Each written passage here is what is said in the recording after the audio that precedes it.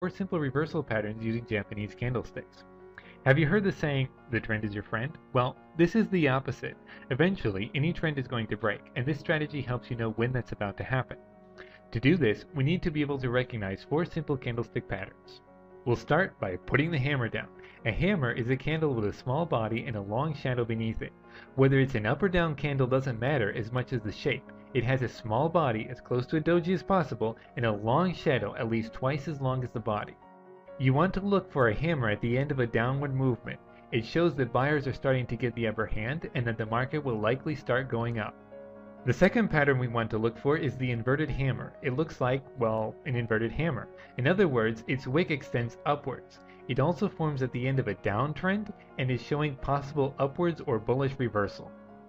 Next is the shooting star. It looks exactly like the inverted hammer, but it forms at the end of an upward trend. It shows that the bears are starting to get the upper hand and the market is about to go down.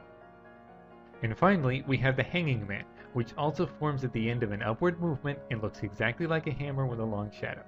Remember, the color of a candle is not as important as the trend before it. In other words, for example, the only difference between an inverted hammer and a shooting star is that the inverted hammer forms at the end of a downward movement, while the shooting star forms at the end of an upward movement. Now that we know what patterns we're looking for, we can incorporate them into trading strategy. To do this, open your charting software in the same time frame as the expiry of your options, which I explained how to do in the previous video.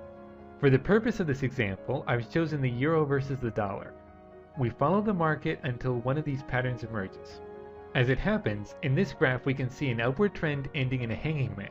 Notice how there's a relatively small body and almost no wick, but a very long shadow.